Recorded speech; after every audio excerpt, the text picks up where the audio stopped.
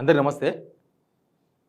బండి భగీరథ్ కేసు, బండి సంజయ్ వాళ్ళ కొడుకు కేసు, తర్వాత ఈ 10 రోజులుగా జరుగుతున్న వ్యవహారం, రాజకీయాలు, మెయిన్గా రాజకీయాల గురించి మాట్లాడదాం. సరే, ఆ ఇష్యూ గురించి మనం చాలా వీడియోలు చేసినాం.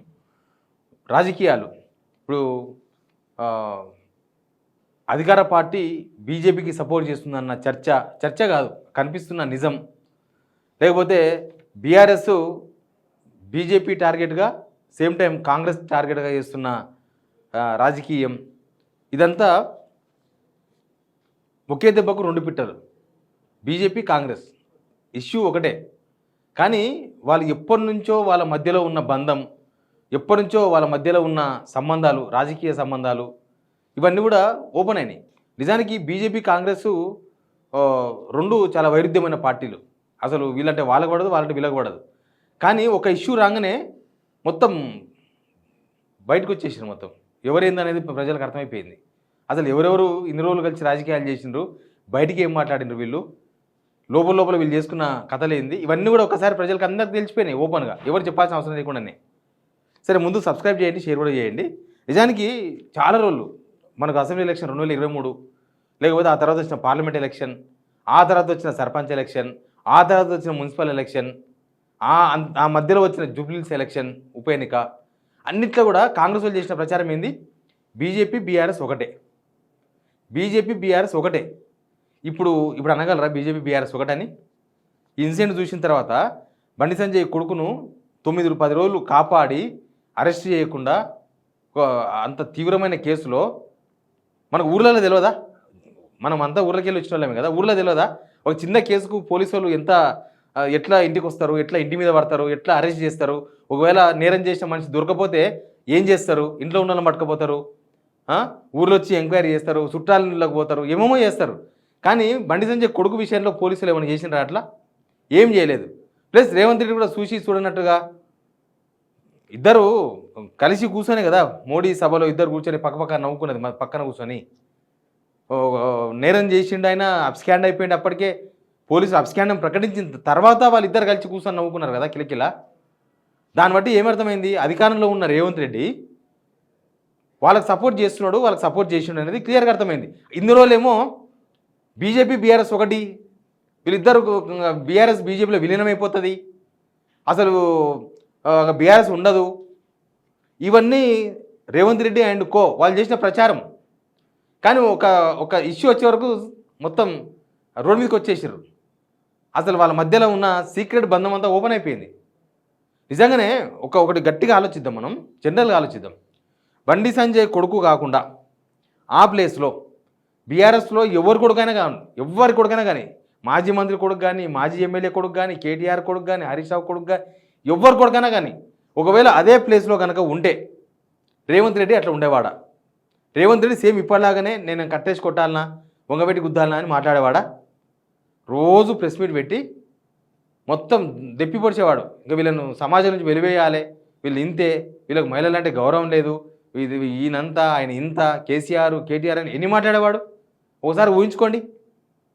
ఇదే బండి సంజయ్ ఎన్ని మాట్లాడేవాడు, ఇదే బీజేపీ ఎన్ని మాట్లాడేది.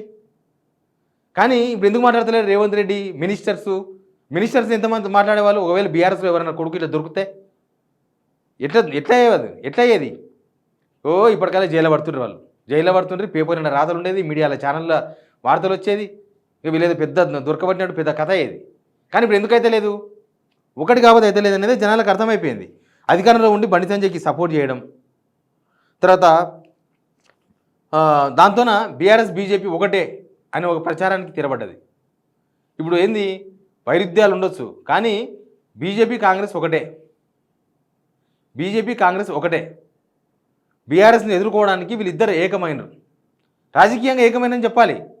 ఎందుకంటే ఈ రోజుకి వెళ్ళి నడుస్తున్న వ్యవహారం కాదు. నేను పాత వీడియోలు కూడా చెప్పిన, బండి సంజయ్ కొడుకు మీద ఉన్న ఇంతకుముందు కేసులు కోర్టులో వీగిపోయేటట్లు రేవంత్ రెడ్డి వీకెస్ట్ పీపీని పెట్టి అవి క్వాష్ అయిపోయినాయి, అంటే కొట్టేసిన ఎఫ్ఐఆర్లు. సామాన్య జనాలకైతే అవి కావు. ఎందుకు చేసిండు? బంధం కాబట్టి చేసిండు. బీజేపీ వాళ్ళ ప్లాన్ ఏముందంటే బీఆర్ఎస్ను ఎదుర్కొని బీఆర్ఎస్తో పోటీపడి బీజేపీ బలపడాలి అనేది వాళ్ళ ప్లాన్. కానీ ఈ ఇష్యూతోన బీజేపీ మహా డ్యామేజ్ అయిపోయింది, మామూలు డ్యామేజ్ కాదు. అసలు ఎవరైనా కనిపిస్తున్నారు బీజేపీ వాళ్ళు? ఎవ్వరు సపోర్ట్ చేస్తలేరు. ఎంపీలు సపోర్ట్ చేస్తలేరు, ఎమ్మెల్యేలు సపోర్ట్ లేదు, ఎవరు మాట్లాడతలేరు. ఏమనంటే పార్టీకి ఆయనకు సంబంధం లేదు, పార్టీకి ఆయన కొడుకు, వాళ్ళ కొడుకు కూడా బీజేపీ అన్న విషయం మర్చిపోతున్నారు వాళ్ళు. ఆయన కూడా మస్తు కాషాయ కండువాలు వేసుకొని ప్రచారాలు చేసిండు, అన్నీ చేసిండు. అట్లుంటుందా? ఒకవేళ బీఆర్ఎస్లోనే కేటీఆర్ నేను అనకూడదు, బట్ ఎవరో ఒక పార్టీ లీడర్ బీఆర్ఎస్లో ఉన్న ఒక మాజీ మంత్రి లీడర్ కొడుకు సేమ్ ఇట్లాంటి కేసులో పట్టుబడ్డాడు అనుకో, ఇదే బీజేపీ రామచంద్రరావు అట్లా అంటాడా? అది ఆయన కొడుకుది, ఆయన కొడుకుకు ఆయనకు సంబంధం లేదని మాట్లాడగలడా? మాట్లాడలేడు. ఇలా మాట్లాడుతున్నారు, గొంతులో పచ్చేలకాయ పడ్డట్టు అయిపోయింది. ఇక్కడ కాంగ్రెస్ ఏమో బీజేపీకి సహకరిస్తుంది, బీజేపీ ఏమో సమస్యల పడి కొట్టుమిట్టాడుతుంది. ఇప్పుడు రేవంత్ రెడ్డి బండి సంజయ్కి సపోర్ట్ చేయడంతోన అది బీజేపీ మీద తీవ్రమైన ఎఫెక్ట్ పడ్డది. బీజేపీ కార్యకర్తలు ఒప్పుకుంటలేరు, అసలు బీజేపీ కార్యకర్తలకి నచ్చలేదు. ఆ బండి సంజయ్ కోసం పార్టీ నష్టపోవాలన్నా, బండి సంజయ్ కొడుకు కోసం పార్టీ ఇంత తీవ్రమైన ఇబ్బంది పడాలన్నా? ఏం జరుగుతుంది అసలు? రేవంత్ రెడ్డి సపోర్ట్ ఎందుకు తీసుకుంటున్నారు వీళ్ళు? ఆయన లొంగిపోయి ఆయన పనే ఆ చట్టం తన పని చేసుకోకపోతే ఎవరితో లొంగిపోవాలని అవసరం లేదు కదా, ఎవరికి బీజేపీ తలగొల్సిన అవసరం ఉండదు కదా. కానీ అట్లా జరగలే కదా. ఇప్పుడు ప్రధాని మోడీ సభ జరిగింది, ఆ సభ పెట్టి తెలంగాణలో మేము రాబోతున్నామని ప్రకటించారు. పాపం ఒక్క రోజు కూడా నిలవలే ఆనందం. ఒక్కరోజు కాదు, ఒక్క రోజన్నా తెలంగాణ ప్రజలు చర్చ స్టార్ట్ అయిందా? తెలంగాణ ప్రజలు బండి సంజయ్ కొడుకు ఏం చేసిండు, రేవంత్ రెడ్డి ఏం చేస్తున్నాడు, బండి సంజయ్ ఏం చేస్తున్నాడు, కాంగ్రెస్ వాళ్ళంతా ఎందుకు మౌనంగా ఉన్నారు, బీజేపీ వాళ్ళంతా ఎందుకు కాముష్ అయిపోయినారు, దీని మీద చర్చ జరిగింది తప్ప ప్రధాని మోడీ ఏం మాట్లాడిండు, ప్రధాని మోడీ సభ ఎట్లా జరిగింది, ఒక్క పూటనన్నా ఒక గంట సేపన్న చర్చ జరిగిందా? అది మొత్తం కొట్టుకుపోయింది దండవాడి. ప్రధాని మోడీ సభను వాళ్ళు ఏ ఉద్దేశంతో పెట్టుకున్నారు కానీ మొత్తం వ్యవహారం అయిపోయింది. అందుకే ఈ సంఘటనతోన ఒక్క దెబ్బకు రెండు పిట్టలు అంటారు చూడు, అట్లా బీఆర్ఎస్ దెబ్బకు వీళ్ళిద్దరూ పట్టుమన్నారు. బీఆర్ఎస్ ఈ ఇష్యూను బాగా ఉపయోగించుకున్నది. ఇది రాజకీయం కోసం అని కాదు, పబ్లిక్ ఇష్యూ, పబ్లిక్లో అవేర్నెస్ తీయగలిగింది, జనాలకు దగ్గర కాగలిగింది, జనాలందరికీ ఇష్యూను జనాల దగ్గర తీసుకుపోయి వీళ్ళ అసలు బండారాన్ని వాళ్ళకు తెలిసేటట్టు చేసింది.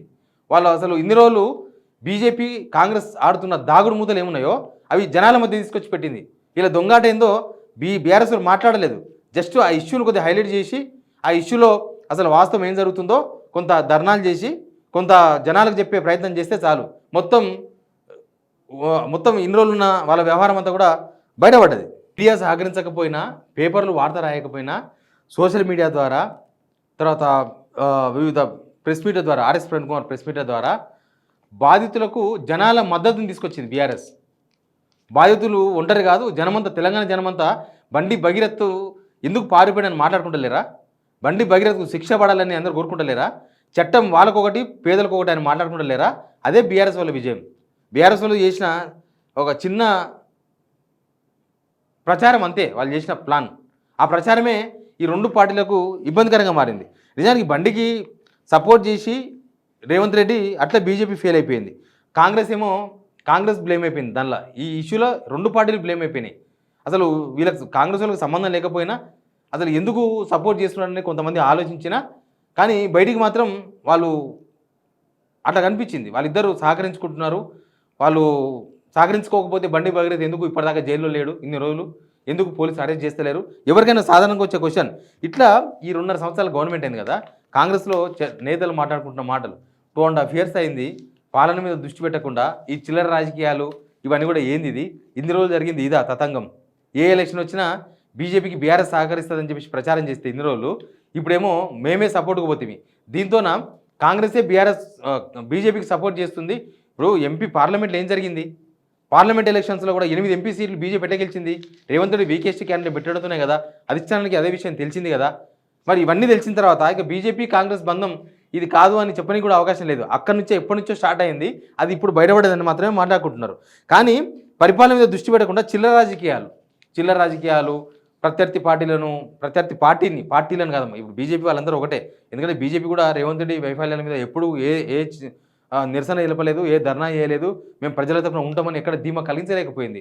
కాకపోతే ఈ ఇష్యూ వచ్చిన తర్వాత ఓపెన్గా అదంతా కూడా బయటపడ్డది. ఇప్పుడు కాంగ్రెస్ వాళ్ళు ఏమనుకుంటున్నారంటే అసలు మా భవిష్యత్ ఏంది, మా పరిస్థితి ఏంది, 2.5 years గవర్నమెంట్, జనమంతా తీవ్రంగా అసంతృప్తితో ఉన్నారు, మేము గవర్నమెంట్లో ఉండి పరిపాలన చేయకుండా ఇట్లాంటి చిల్లర రాజకీయాలు, మేము ఆయనకు సపోర్ట్ చేసుడు, ఆయన మాకు సపోర్ట్ చేసుడు, ఈ చిల్లర రాజకీయాలు చేస్తే మా రాజకీయ భవితం ఏందన్న ఒక ఆందోళన కూడా చాలామంది కాంగ్రెస్ నేతల్లో ఉంది. Please subscribe.